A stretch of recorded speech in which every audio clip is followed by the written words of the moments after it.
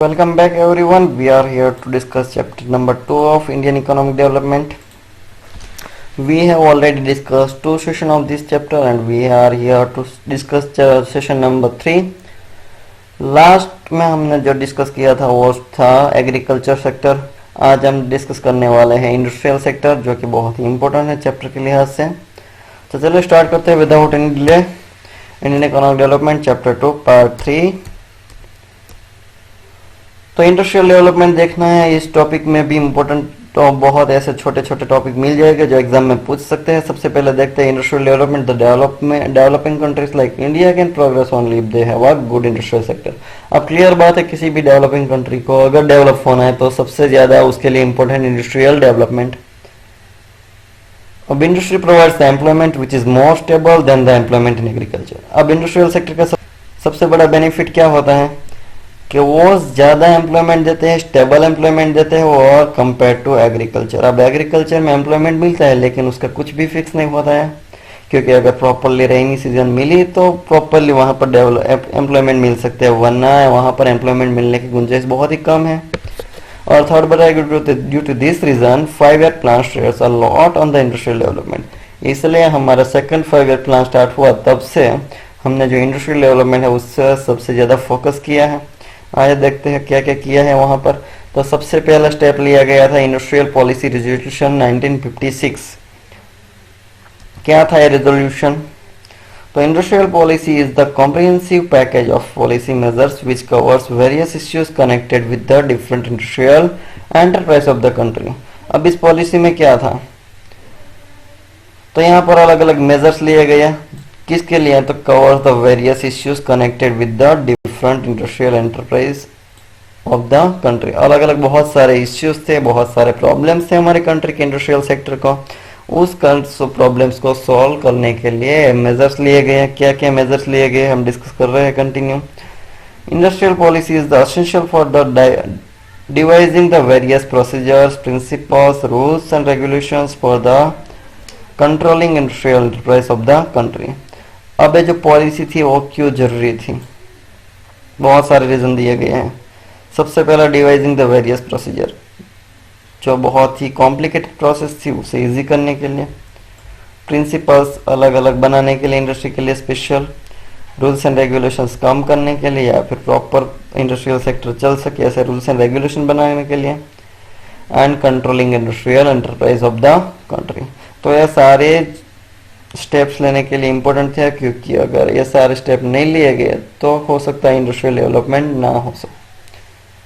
After the industrial policy 1948, सबसे पहले industrial policy बनाई गई थी 1948. उसके बाद हमारी ये सेकंड आई 1956 में. अब Indian economy had to face a series of economic and the political changes which necessitated the need for the fresh industrial policy for the country. अब 1948 में हमने इंडस्ट्रियल पॉलिसी तो बनाई, लेकिन वहाँ पर प्रॉब्लम आ रही थी क्या? तो इकोनॉमिक एंड पॉलिटिकल चेंजेस बहुत हो रहे थे, तो इसकी वजह से फिर से हमें पूरी इंडस्ट्रियल पॉलिसी बनानी पड़ी, क्योंकि हर गवर्नमेंट जो चेंज हो वो अलग अलग अपनी पॉलिसी बना रही थी. तो इसीलिए on the 30th April 1956 a second industrial policy resolution was adopted in India. तो याद रखना कि हमारा जो सेकंड रिजोल्यूशन है वो कब एस्टेब्लिश हुआ? तो 30th April 1956 को. अब classification of industry as per the IPR 1956. अब इंडस्ट्रियल पॉलिसी रिजोल्यूशन के तहत हमने क्या किया, जो हमारी इंडस्ट्रीज थी उसको 3 सेक्शन में डिवाइड कर दिया. पहले सारी एक सेक्शन में चलती थी, अब हमने 3 स्केड्यूल बना दिए. Schedule A, schedule B and schedule C. आइए देखते हैं क्या है तीन स्केड्यूल. तो first category comprise the industry which would be exclusively owned by the state. इसमें सिर्फ स्केड्यूल ए में सिर्फ वही इंडस्ट्री को डाला गया जो कंप्लीटली स्टेट की ओनरशिप है, वहां पर स्टेट की कंट्रोल है, स्टेट ही ओन कर रही है. ऐसे 17 इंडस्ट्रीज थी. स्केड्यूल ए में टोटल 17 इंडस्ट्रीज थी, जिसमें हम इंक्लूड कर सकते हैं arms and the ammunitions, atomic energy, highway and the core industries, aircraft, oil, railways and shipping. तो ऐसी इंडस्ट्रीज थी जो कम्प्लीटली गवर्नमेंट ओन कर रही है, उसे हमने स्केड्यूल ए में डाला था. स्केड्यूल बी में डाली गई तो कौन? तो ऐसे 12 इंडस्ट्रीज थी वहां पर, which would be progressively state owned. The state would take the initiative of setting up industries and the private sector will supplement efforts to the state. यहाँ पर इसका मीनिंग क्या हुआ कि स्टार्ट करती थी स्टेट और उसे सपोर्ट करती थी प्राइवेट सेक्टर, यानी दोनों साथ में मिलाकर ये इंडस्ट्रीज चला रही थी. This schedule indicates the industries like the aluminium, other mining industries, motion tools, fertilizers, etc. और schedule C में हमने कौन कौन सी इंडस्ट्री डाली. तो this schedule consists of the remaining industries which were to be in the private sector, जो solely private sector handle करता था, यानी वहां पर गवर्नमेंट कोई भी इंटरफियर करने नहीं जाती थी, कंप्लीटली ऑफ फॉलो किया जाता था प्राइवेट सेक्टर से. The state would facilitate and encourage the development of all the industries. तो गवर्नमेंट सिर्फ क्या करता था, एनकरेज करता था प्राइवेट सेक्टर को, जिससे सारी इंडस्ट्री क्या हो सके, डेवलप हो सके. पर कंट्रोल या फिर ओनरशिप यहाँ पर गवर्नमेंट की बिल्कुल भी नहीं थी. स्केड्यूल ए में कंप्लीटली जो स्टेट की गवर्नमेंट थी वो थी, स्केड्यूल बी में दोनों साथ में मिलकर, और स्केड्यूल सी में सिर्फ private sector. These industries were controlled by the state through a system of license enforced under the Industries Act 1951. अब यहाँ पर सारी इंडस्ट्री रन कर रही थी तो प्राइवेट सेक्टर, लेकिन उसे फॉलो करना पड़ता था जो इंडस्ट्रियल एक्ट था 1956, उसका तहत में लाइसेंस लेकर वो इंडस्ट्री चला सकते थे. तो ऐसे क्लासिफिकेशन किया गया इंडस्ट्री का एज पर द आईपीएल 1956. बहुत ही important topic small scale industries, role and importance of small scale industry exam में पूछा जा सकता है, बहुत ही इंपॉर्टेंट है, ध्यान से देखिए. Small scale industry, a small scale industry is defined with the reference to the maximum investment to allow on the assets of a unit. तो हम कैसे कह सकते हैं स्मॉल स्केल इंडस्ट्री या बिग स्केल इंडस्ट्री है, तो यहाँ पर हम कह सकते हैं लिमिट्स है, जो इन्वेस्टमेंट करने की जो लिमिट है एसेट्स में, उसके ऊपर से हम कह सकते हैं कि स्मॉल स्केल इंडस्ट्री है या large scale industry. This limit has change from the ₹5 lakh in 1952, present limit ₹1 crore. अब 1950 में वो लिमिट थी सिर्फ 5 लाख की, अब वो लिमिट हो चुकी है 1 करोड़ की. यानी इसका मीनिंग क्या हुआ कि 1 करोड़ तक का हमने जो असेट्स में इन्वेस्टमेंट किया है, तब तक हम उसे बोल सकते हैं वो स्मॉल स्केल इंडस्ट्री है. बियॉन्ड द 1 करोड़ चले गए तो हम फिर उसे स्मॉल स्केल के कैटेगरी में नहीं ला सकते. अब रोल एंड इम्पोर्टेंस क्या है स्मॉल स्केल इंडस्ट्री का, वो क्यों इम्पोर्टेंट है हमारे लिए. तो सबसे पहले वो इम्पोर्टेंट है क्योंकि वो एम्प्लॉयमेंट जनरेट करती है, क्योंकि वहां पर यूज किया जाता है क्या, तो small scale industry use the more labour than the large scale industry. वो यूज करती है लेबर ज्यादा, क्योंकि वहां उसके पास बहुत टेक्नोलॉजी नहीं होती है, तो टेक्नोलॉजी की जगह पर लेबर को यूज करते हैं, यानी कि मैन्युअल वर्क किया जाता है. इसका मीनिंग हुआ कि वहां पर काम करने वाले इंसान ज्यादा चाहिए, जितने ज्यादा इंसान ज्यादा चाहिए उतनी ज्यादा उस लोगों को एम्प्लॉयमेंट मिलेगी. After the agriculture small scale industries provide the employment to the largest number of people in India. अब सबसे ज्यादा एम्प्लॉयमेंट दे रही है हमारे एग्रीकल्चर सेक्टर, जो हमने देख ही लिया था आगे, और उसके बाद सेकंड नंबर आता है हमारे स्मॉल स्केल इंडस्ट्री को, जो सबसे ज्यादा एम्प्लॉयमेंट देते हैं. और थर्ड सेकंड बताएगा need for the protection from the big firms. अब बड़ी बड़ी कंपनी है, उससे प्रोटेक्शन देने के लिए हमें चाहिए small scale industries. Small scale industries can flourish only when they are protected from the large firm. अगर प्रोटेक्शन नहीं मिला स्मॉल स्केल इंडस्ट्रीज को, तो हो सकता है वो क्या हो सके, डिस्ट्रॉय हो जाएगी, क्योंकि बड़ी बड़ी जो कंपनी होती है उसके पास टेक्नोलॉजी वगैरह सब कुछ होता है, तो उसके सामने कंपटीशन ना कर पाए.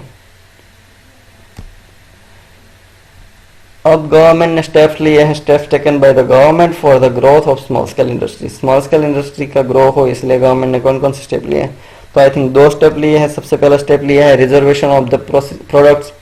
गवर्नमेंट में बहुत सारी ऐसी प्रोडक्ट थी जो रिजर्व कर ली, यानी क्या, वो प्रोडक्ट सिर्फ स्मॉल स्केल इंडस्ट्री ही बना सकता है, वो लार्ज स्केल इंडस्ट्री उसे प्रोड्यूस नहीं कर सकती, यानी उस प्रोडक्ट को रिजर्वेशन कर लिया for the small scale industry. और सेकंड स्टेप लिया वेरियस कंसेशंस.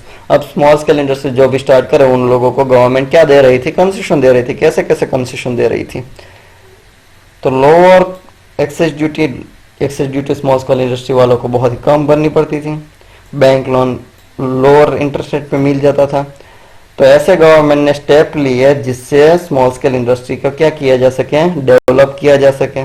तो यह था स्मॉल स्केल इंडस्ट्री का टॉपिक, बहुत ही इंपॉर्टेंट था एग्जाम के लिहाज से, तो याद रखिएगा. स्मॉल स्केल इंडस्ट्री किसे बोल सकते हैं? जिसकी जो इन्वेस्टमेंट की लिमिट है वो 1 करोड़ से कम है एट अ प्रेजेंट टाइम। और अगर 1950 को देखनी चाहिए तो जिसकी 5 लाख से कम थी उसे हम बोल सकते थे स्मॉल स्केल इंडस्ट्रीज। आगे बढ़ते हैं। ट्रेड पॉलिसी और इंपोर्ट सब्स्टिट्यूशन। अब गवर्नमेंट ने फॉरेन पॉलिसी चेंज की और बताया वो नई पॉलिसी बनाई इंपोर्ट सब्स्टिट्यूशन। इंपोर्ट सब्स्टिट्यूशन यानी क्या? आपने वर्ड तो सुना ही होगा सब्स्टिट्यूट। अब सब्स्टिट्यूट यानी क्या? अगर एक प्रोडक्ट हम मार्केट में कोई लेने गए वो नहीं मिल रही है सेम, तो हम उसके जैसी ही दूसरी प्रोडक्ट लेकर आ जाएंगे तो उसे हम बोल सकते हैं सब्स्टिट्यूट। तो वैसे ही कुछ यहाँ पर इंपोर्ट सब्स्टिट्यूशन भी है, आइए डिस्कस करते हैं। इंपोर्ट सब्स्टिट्यूशन यानी क्या? Import substitution refers to the policy of replacement और the substitution of imports by the domestic production. यानी जो भी हम क्या कर रहे थे, इंपोर्ट कर रहे थे, या तो हम उसे रिप्लेस कर दें या फिर उसका कोई सब्स्टिट्यूट ढूंढ निकालें, और वो भी किससे? तो कि हम डोमेस्टिक प्रोडक्शन करके। एग्जाम्पल दिया गया है, instead of importing the vehicles made in the foreign countries, domestic industries would be encouraged to produce them in the India itself। तो हम व्हीकल्स जो बाहर से प्रोड्यूस इंपोर्ट कर रहे हैं वही पार्ट या वही व्हीकल्स हम इंडिया में अगर प्रोड्यूस करना स्टार्ट कर दे तो हम बोल सकते हैं उसे इंपोर्ट सब्स्टिट्यूशन। उसके ऑब्जेक्टिव क्या थे इंपोर्ट सब्स्टिट्यूशन के? सबसे पहला ऑब्जेक्टिव था savings of the precious foreign exchange. अगर हम इंपोर्ट करते तो क्या करना पड़ता? इंपोर्ट करते तो हमें जो भी पेमेंट करना है वो फॉरेन एक्सचेंज में करना पड़ता, जिससे हमारा सारा फॉरेन एक्सचेंज चला जाता और हम सेविंग नहीं कर पाते। तो ये सबसे पहला ऑब्जेक्टिव था कि हमें फॉरेन एक्सचेंज को बचाना था। और सेकंड था अचीविंग द सेल्फ रिलायंस। हम आज तक डिपेंड थे फॉरेन कंट्री के ऊपर बहुत सारी चीज़ों के लिए, तो डिपेंडेंसी कम करने के लिए और सेल्फ रिलायंस आ जाए इसलिए हमारे यहाँ जो नई पॉलिसी बनी थी वो थी हमारी इंपोर्ट सब्स्टिट्यूशन। हम कैसे इंपोर्ट सब्स्टिट्यूशन कर सकते थे? उसके 2 वेज हैं। 2 ways to protect the goods produce in the India from the import. India को बहुत सारे गुड्स इंपोर्ट हो रहे हैं तो उस कम करने के लिए क्या क्या कर सकते थे? तो गवर्नमेंट ने 2 स्टेप लिए। एक हमने किया टैरिफ्स और दूसरा किया हमने कोटास। टैरिफ यानी क्या? Tariff refers to tax levied on the import goods. तो गवर्नमेंट ने क्या किया, जो हम गुड्स इंपोर्ट करते थे उसके ऊपर बहुत ही ज्यादा टैक्स लेट दिया। The basic purpose for imposing the heavy duty on the import goods was to make them more expensive and discourage their use। तो इसका पर्पस भी सही था। अगर हम टैक्स बढ़ा दे तो क्या होगा? तो जो भी हम इंपोर्ट कर रहे थे वो इंपोर्ट करना कम होगा और जिससे क्या होगा उसका यूज करना हम कम कर देंगे। तो ये पर्पस था टैरिफ्स का, हमने हैवी ड्यूटी लाद दी थी उसके ऊपर। और कोटास की बात करें तो कोटास यानी क्या?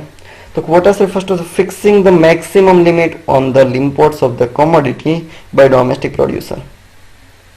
क्या था? Quotas refers to the fixing the maximum limit on the imports of a commodity by the domestic producer. तो इंपोर्ट की हमने एक लिमिट लगा दी कि हम कुछ लिमिट के बाद हम वो कुछ भी कोई भी गुड्स हम इंडिया में इंपोर्ट नहीं कर सकते। यानी हमने एक लिमिटेशन ला दी वहां पर कि जो पहले अनलिमिटेड गुड्स इंडिया में इंपोर्ट हो रहे थे अब वो अनलिमिटेड गुड्स इंडिया में इंपोर्ट नहीं होंगे। तो आज का हमारा टॉपिक यहाँ पर यहीं खत्म होता है। जो हमारा जो इंडस्ट्रियल सेक्टर का टॉपिक था वो एग्जाम के लिए आपसे बहुत ही इंपॉर्टेंट है, specially role of small scale industry and जो हमारी जो इंपोर्ट सब्स्टिट्यूशन है वो। तो ध्यान से एक बार पढ़ लीजिएगा और रिवाइज कर लीजिएगा। अगर कोई भी डाउट हो रहा है तो पर्सनली मुझे कांटेक्ट कर सकते हैं। Thank you.